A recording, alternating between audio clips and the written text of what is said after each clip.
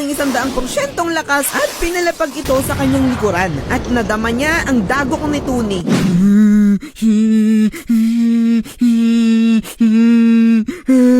Then pinagsabihan ako ng teacher ko nun, ang pinsan mo hindi mo dapat inaaway, dapat nagmamahalan kayo. Ayun, mag-sorry ka na sa pinsan mo.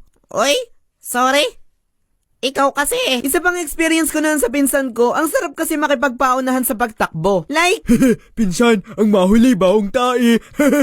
alam ko naman noon na mabaho talaga ang tae. Pero bakit ko ba kailangang makipagpaunahan para lang masabing hindi mabaho ang tae ko? So noon talagang gusto kong patunayan na hindi mabaho ang tae ko sa pamamagitan ng pagiging una sa pagtakbo. Uwian na noon sa school at kami naglalakad lang pa uwi ng mga bahay namin. Di pa noon uso ang mga tricycle o motor na pansundo na service. Nasa 4 kilometers siguro nilalakad namin noon. So noon nagkasundo kami ng pinsan ko na magpaunahan pagtakbo pa uwi. So ako noon tuwang-tuwa din naman kasi gusto kong patunayan na may maibubuga rin ako. Yung bag kasi niya may nakabalagbag na payong na mahaba. Yung may kalawit na payong. So nung tumakbo na kami, sumabit yun sa akin at nawalan ako ng balanse. Kaya natumba ako at ang resulta, tumama ang tuhod ko sa kalsada. Nagkaroon ng kulay puti yung tuhod ko dahil sa gasgas. Di ba normal lang yun kapag di pa dumudugo? Nagiging kulay puti muna yung sugat. Then sabi ng ibang mga bata, hala! Labas ang buto! Then, bigla na silang kumaripas ng takbo pa uwi at sinabi sa nanay ko na, Tiya, si Tony po, nadapa, labas ang buto!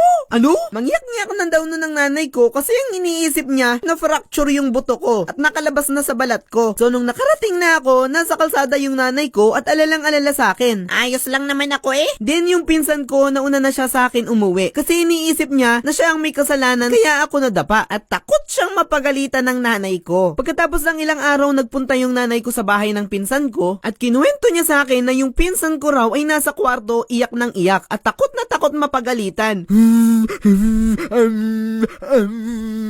Noon may kaklase ako, ang pangalan niya Mark. So noon walang klase at umupo siya sa upuan katabi ko. May hawak siyang crush gear na papel. Yun yung papel na eroplano na pinipitik. Then sabi ko sa kanya, May alam pa ako na ganyan. Wallet na gawa sa papel. talaga? Sige nga, gawa ka nga. So gumawa ako noon, ipinakita sa kanya at sinabi niyang, turuan mo nga ako. So tinuruan ko nga at iniisip ko bakit excited na excited siya. So noong natuto na siya, gumawa siya ng marami. Tapos pinakita niya sa mga babae. Eh di yung mga babae naman, tuwang-tuwa sila sa ginawa niyang wallet. Ang akala ko tuturuan niya sila na gumawa. Pero ang ginawa niya, tres lang isa. Pinagbenta niya yung mga wallet. So iniisip ko nun bilang bata, Hala, ang dami niyang pera na napagbentahan sa wallet na tinuro ko sa kanya.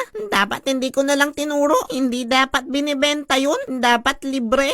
mga kadino, Yay! meron nga pala akong ipapakilala sa inyo. Yay! Kilala niyo ba si Jesus? Tama, siya yung namatay sa krus para bayaran yung ating mga kasalanan. At alam mo ba na mahal ka niya? Ang sabi sa Biblia na kanyang mga salita sa John 3:16, sapagkat gayon na lamang ang pag-ibig ng Diyos sa sangkatauhan, kaya ibinigay niya ang kaisa-isa niyang anak upang ang sino mang sumampalataya o maniwala ay hindi mapahamak kundi magkaroon ng buhay na walang hanggan. Mahal na mahal ka daw ng Diyos, kaya ibinigay niya si Jesus para sa'yo. At alam mo ba, sabi sa Bible, kung ipapahayag ng iyong bibig na si Jesus ay Panginoon at buong puso kang sasampalataya na siya'y muling binuhay ng Diyos, maliligtas ka. Kailangan din daw pala na sabihin ng ating bibig na siya ay Panginoon na tagapagligtas natin. Kaya ngayon, mananalangin tayo at susundan mo ko. Pikit lang ikaw. Tapos, sabihin mo kung ano yung sinasabi ko. Handa ka na ba? Simulan na natin. Panginoon, maraming salamat po sa pagkamatay mo sa krus